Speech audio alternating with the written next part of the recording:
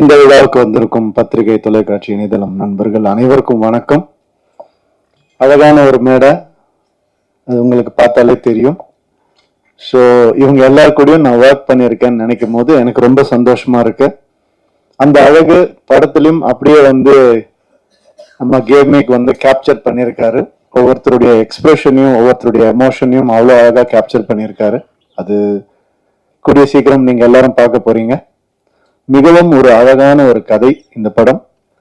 இந்த படம் டைட்டில காதலிக்க நேரமில்லை பயங்கர கேட்சியா இருந்துச்சு.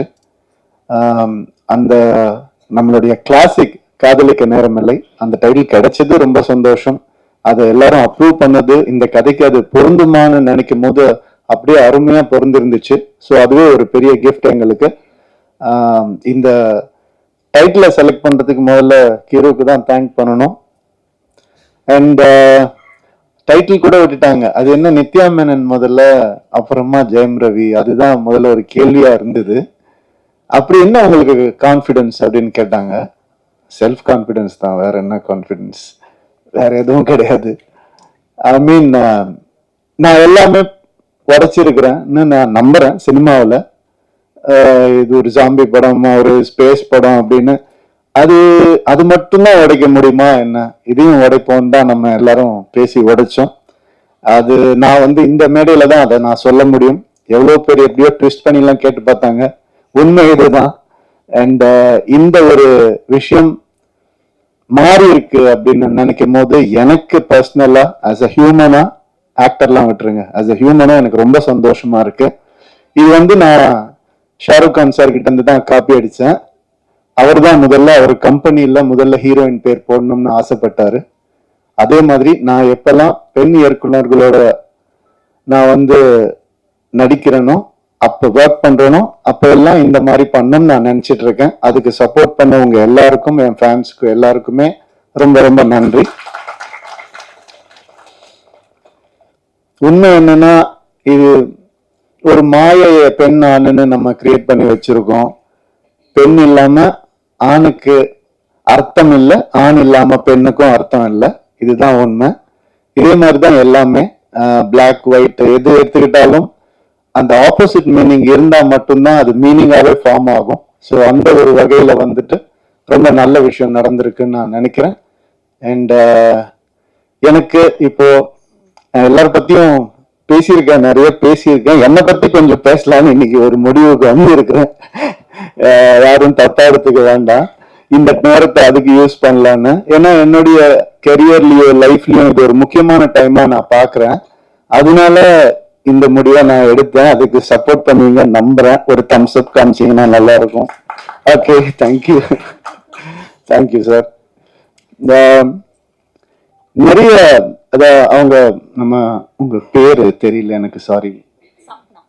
சப்னா சொன்ன மாதிரி வெற்றி வந்தாலும் தோல்வி வந்தாலும் ஒரே மாதிரி இருக்கேன் அப்படிங்கிறதுக்கு என்ன காரணம்னா, இப்ப நான் சொன்ன ஆண் பெண் தான். வெற்றி இல்லாம தோல்வியும் இல்லை, தோல்வி இல்லாம வெற்றியும் இல்லை. எனக்கு ஒரு 2014 இந்த மாதிரி கொஞ்சம் ஒரு தோல்வியான ஒரு டைம் இருந்தது. 3 வருஷம் ஒரே படம் பண்ணேன்.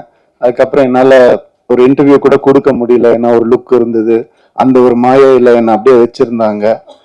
அதுக்கப்புறம் எனக்கு ஒரு மாதிரி கொஞ்சம் கஷ்டமா இருந்தது, என்னடா அப்படி இருக்கேன்னு. படமும் சரியா போல, தோல்வி அடைஞ்சது. ஸோ அப்ப நான் யோசிச்சேன், நான் ஏதாவது தப்பு பண்ணிருக்கேனா அப்படின்னு யோசிச்சேன். நான் தப்பா நடிச்சிருக்கேனா, நான் தப்பான கதையை செலக்ட் பண்ணனா, நான் அப்படி யோசிக்கும் போது என் சைட்ல இருந்து எந்த ஒரு தப்பும் எனக்கு தோணல. அப்புறம் நம்ம எதுக்கு தோண்டு போனோம், உன் சைட்ல தப்பு இல்லாதப்ப. அடுத்த வருஷமே 3 ஹிட் ஒரே வருஷம். ரோமியோ ஜூலியட், பூலோகம், தனி ஒருவன் 3 ஹிட் கொடுத்தேன் நானு. அது ஏன் அப்படின்னா அந்த ரியலைசேஷன் தான். வெற்றிக்கும் தோல்விக்கும் பெரிய டிஃபரன்ஸ் இல்லை. ஒருத்தர் தோத்து போய் துவண்டு போய் கீழே விழுந்துட்டாங்கன்னா அவர் தோல்வி அடைஞ்சவர்னு சொல்றோம். அது கிடையாது. அவர் திருப்பி எந்திரிக்காம இருந்தாதான் அவர் தோல்வி அடைஞ்சவர். திருப்பி எந்திரிச்சிட்டாருன்னா அவர் தோல்வியே கிடையாது. இந்த வருஷம் நான் திருப்பி எந்திரிப்பேன்னு சொல்ல வரேன், வேற ஒன்றும் இல்லை. Thank you so much. அதுக்கான நிறைய நல்ல படங்கள் ஒரு லிஸ்ட் என்கிட்ட இருக்கு, நல்ல லைனப்ஸ் என்கிட்ட இருக்கு, நல்ல திறமையான டைரக்டர்ஸ் என் கூட இருக்காங்க. அடுத்தது சுதா கொங்கராமன் கூட இன்னொரு படம் பண்றேன், பெண் இயக்குனர். ரொம்ப சந்தோஷமா இருக்கு. எனக்கு பெண் இயக்குனரை வேற எப்படி அட்ரஸ் பண்றதுன்னு தெரியல, அதனால அப்படிதான் நான் சொல்றேன். ஸோ அது ஒரு பெரிய டேர்ம் கிடையாது, டைரக்டர், அவ்வளவுதான்.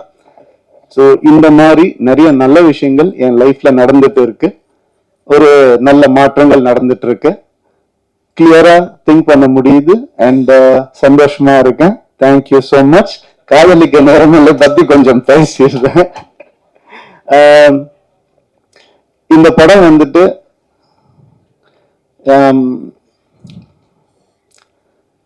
பாலச்சந்தர் சார் எப்படி அவருடைய ஈரால நிறைய விஷயங்களை உடைச்சு புதுசா எந்த நெருடலும் இல்லாம காமிச்சாரோ அந்த மாதிரி கிரு வந்துட்டு இந்த படத்தை ஆஸ் அ ஃபீமேலா அவங்க பண்ணியிருக்காங்க.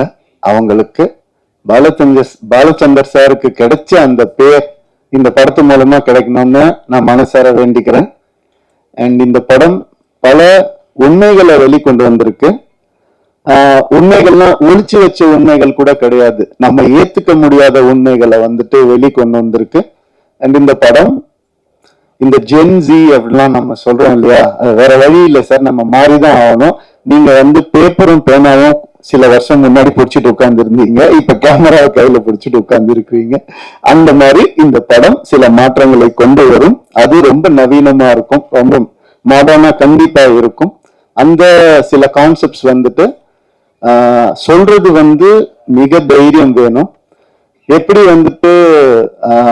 கிரு ஒரு டயலாக், அதாவது உங்க எல்லாத்தையும் உங்களுடைய எல்லா பிரச்சனையும் ஃபெமினிஸ்ட் ஆங்கிள் திணிக்காதீங்கன்னு ஒரு ஃபீமேல் டைரக்டர் சொல்லும் போது அதுக்கான வேல்யூ 100 மடங்கு அதிகமாகுது. ஸோ அதனால இந்த மாதிரி விஷயங்களை பேலன்ஸா சொல்லி இருக்கிற ஒரு படம் காதலிக்க நேரமில்லை. நிறைய வேல்யூஸை புதுசா சொல்லி இருக்கக்கூடிய ஒரு படம்.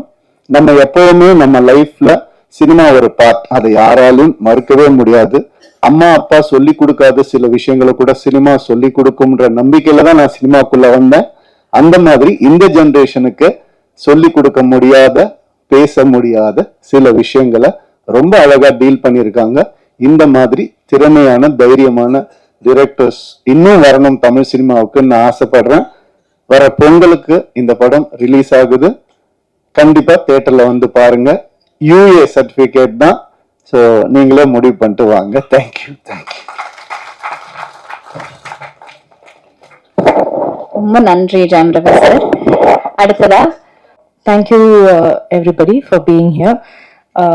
இந்த படம் ஃபர்ஸ்ட் டைம் நான் இந்த நரேஷன் கேட்டது was a year and a half back.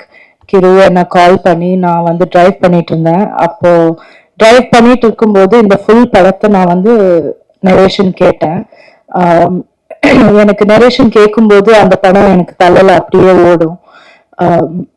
அப்பல இருந்து இப்ப இத ஃபர்ஸ்ட் டைம் இங்க பெரிய ஸ்கிரீன்ல பார்த்தேன்னா, ஸோ இங்க பார்க்கும்போது it's a very beautiful feeling.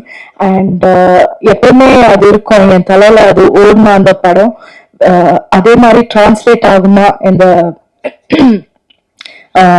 ஸ்கிரீன்ல டிரான்ஸ்லேட் ஆகுமான்னு எப்பவுமே ஒரு கியூரியாசிட்டி இருக்கும் எனக்கு. ஐம் சோ ஹாப்பி இந்த ஃபைனல் ப்ராடக்ட் இது பார்க்கும்போது அது ரொம்ப ரொம்ப பியூட்டிஃபுல்லா இருக்கு. Kiru she's a wonderful writer. எனக்கு not just as a director but as a person everything I'm very fond of her. So wish you the best Kiru. And எல்லாருமே my wonderful cast, my friends Ravi, Vinay, Danu, Yogi B, எல்லாருமே ஒரு செட்ல even ஒருத்தர் 1% ego எடுத்துட்டு உள்ள வந்தா அது ஒரு டிஸ்டர்பிங் விஷயமா இருக்கும். இந்த செட்ல மட்டும்தான் அந்த மாதிரி ஒருத்தர் கூட இருக்கல. Not from the hero, not from the director, not from anybody. So அந்த எக்ஸ்பீரியன்ஸை நான் எப்பவுமே I will always remember. And like I always say, அவங்க கூட for a life time if I have to do films I be happy இந்த crew கூட பண்றது. அந்த ஃபைனல் அவுட்புட் ரஹ்மான் சாரோட மியூசிக், ரஹ்மான் சார் பண்றாங்கன்னு கிரு சொன்னப்போ அது ஒரு பெரிய ரிலீஃபா இருந்தது. இந்த மாதிரி ஒரு படம் ரஹ்மான் சார் பண்ணா அது வந்து டாப் லெவல்ல இருக்கும். அதுக்கு மேல nobody can do better than him.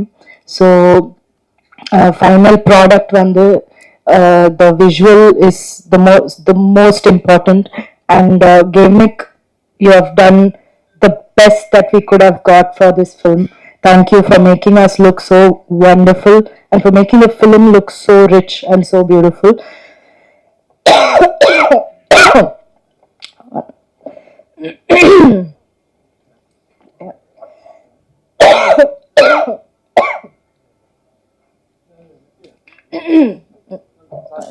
Thank you.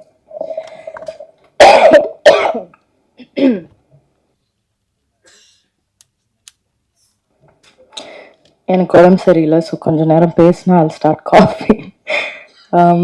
So yeah, so everybody in the crew, Lawrence Kishore, Lata, everybody, all எல்லாரும் ஒன்னா வந்து இந்த படத்தை இந்த மாதிரி பண்ணியிருக்கோம். அண்ட் நான் ரொம்ப ப்ரௌடா இருக்கேன். இந்த படம் இந்த மாதிரி ஒரு படம் பண்ணணும்னு எப்பவுமே நான் யோசிச்சுட்டு இருப்பேன். ஒரு பவுண்டரிஸ் எல்லாம் பிரேக் பண்ணி ஒரு பாத் பிரேக்கிங்கான ஒரு ஃபிலிமா இருக்கும். ஸோ அண்ட் ரொம்ப ஃபன்னா இருக்கும். ராம் காம்னு நம்ம சொல்ல முடியாது, ஏன்னா ஒரு ஃபிலிம் ஒரு லைட்டர் ஜானர் ஆயிட்டா அது ராம்காம், அதுக்கு ஒரு பேரு தான் இருக்கு romcom, but that's not true. அது ராம்காம்னு சொல்ல முடியாது, அது ஒரு ரொமான்டிக் டிராமான்னு சொல்லலாம். there's a lot of drama that is there in the film. So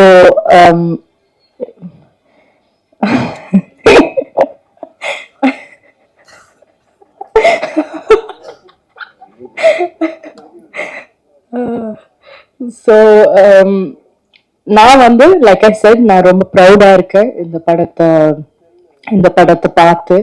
and எனக்கு இப்போ எக்ஸைட்டடா இருக்கு தியேட்டர்ல நான் போய் பார்க்கணும்னு. ஸோ ஐ ஹோப் எல்லாருமே போய் பாருங்க.